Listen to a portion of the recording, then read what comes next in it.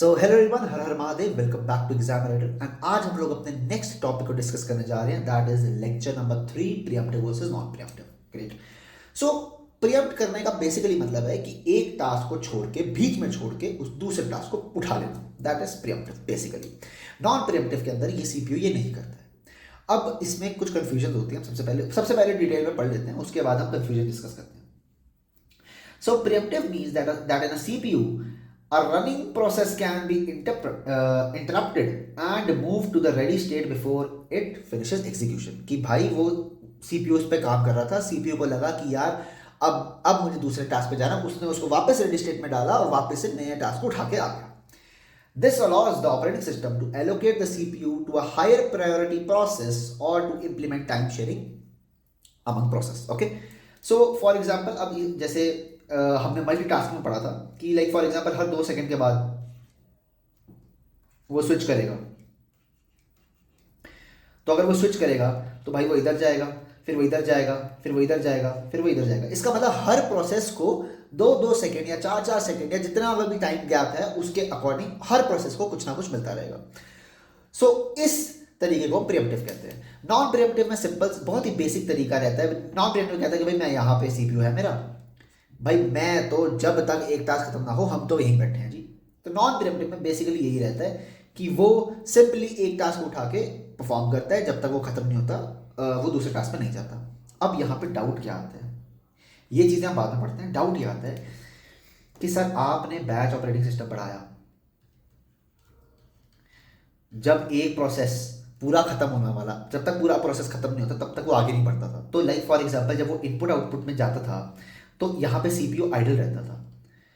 एक second, CPU remains idle. Okay, that was a major problem. तो यही है ना नॉन प्रीएम्प्टिव. मैंने कहा ठीक है भाई ये नॉन प्रीएम्प्टिव है, बहुत बढ़िया. सो सर आपने जो दूसरी चीज बताई वो थी मल्टी प्रोग्रामिंग. मैं कहा हाँ भाई मल्टी प्रोग्रामिंग. स्पेलिंग देख लेना अभी के लिए, बाद में देखते हैं स्पेलिंग को. ये था सीपीयू. मैं कहा हाँ ठीक है सीपीयू था. अब यहाँ पे ये वापस इनपुट आउटपुट प्रोसेस पे चला गया. मैं कहा अच्छा ठीक है इनपुट आउटपुट प्रोसेस पे चला गया. तो अगर प्रोसेस इनपुट आउटपुट प्रोसेस चला गया तो मल्टी प्रोग्रामिंग क्या करता था, नए नए प्रोसेस को उठा लेता था और इसका इनपुट आउटपुट खत्म होने के बाद इसको रेडी स्टेट में डाल देता था. तो इसका मतलब ये मल्टी प्रोग्रामिंग इज प्रीएम्प्टिव है ना सर. मैं सही बोल रहा हूं? नहीं, आप गलत बोल रहे हैं. ये ऐसे नहीं होता. This is now how it works. Multi-programming is not preemptive. It is non-preemptive. यहां पे हमने सिर्फ ये किया है कि अगर इनपुट आउटपुट में कुछ चला गया तो भाई तू अगला उठा ले. अगर इनपुट आउटपुट में कुछ चला गया तो तू अगला उठा, नहीं तो जो प्रोसेस तेरे अंदर है उस प्रोसेस को पूरा खत्म करने के बाद ही नेक्स्ट पे जाइए. This is multi programming. So multi programming stage that कि मैं पूरा का पूरा टास्क कंप्लीट करके ही आगे बढ़ूंगा. अगर इनपुट आउटपुट प्रोसेस आए तो मैं पीछे जाऊंगा. So this is non pre-emptive and multitasking is pre-emptive. समझ में आ गया? ये बहुत बड़ी कंफ्यूजन होती है बच्चों को और यहाँ सारे बच्चे अपने मार्क नंबर घटाते हैं. मैंने कई यूट्यूब वीडियोस में देखी यूट्यूब वीडियोस, बट स्टिल इसका सोल्यूशन नहीं मिला. तो मैंने कहा कि भाई इसको एक बार डिटेल में बता दूं, है ना. तो चलिए फटाफट से अब हम एक बार इनके डिफरेंसेस थोड़े से देख लेते हैं. तो नंबर 1 थिंग इज कि यहाँ पे जो एग्जीक्यूशन है उसके अंदर हम लोग बार बार चेंजेस कर सकते हैं, बार बार प्रीएम्प्ट कर सकते हैं, depending upon the time slice expiration, arrival of the high priority processes and all, जो मैंने आपको बताया. फ्लेक्सिबल रहता है ये प्रोसेस कि भाई अब हम काफ़ी सारी चीज़ें इसके अंदर कर सकते हैं. कि भाई अगर हमें लगता है कि यार वीएम प्रोसेस के लिए हमें कुछ बनाना तो भाई हम उस पर भी कर सकते हैं. यार हमें चाहिए कि हर प्रोसेस पे इक्वल टाइम चला जाए तो हम वो भी कर सकते हैं. हम कुछ भी कर सकते हैं इसके अंदर. तो इसके अंदर हमारे पास ये चॉइस रहती है कि भाई हम अपने कौन से प्रोसेस को कितना टाइम देना चाहते हैं. So this is flexible. अब इसमें एक दिक्कत है. फॉर एग्जाम्पल मैं सीपीयू, मेरे पास एक प्रोसेस आया, मैंने कहा ठीक है भाई मेरे पास प्रोसेस है. अब मैंने क्या किया, मैंने दूसरे प्रोसेस पे जाना था, मैंने इसको प्रीएम्प्ट किया, मैंने दूसरे प्रोसेस को उठाया, इसको इस प्रोसेस को वहाँ डाल दिया. फिर मेरा मन किया कि यार अभी मेरा जो एल्गोरिथम है उसमें कहा कि नहीं अब मैं इस प्रोसेस को वापस उठाऊंगा, यहाँ डालूंगा, एक और नया प्रोसेस उठाऊंगा.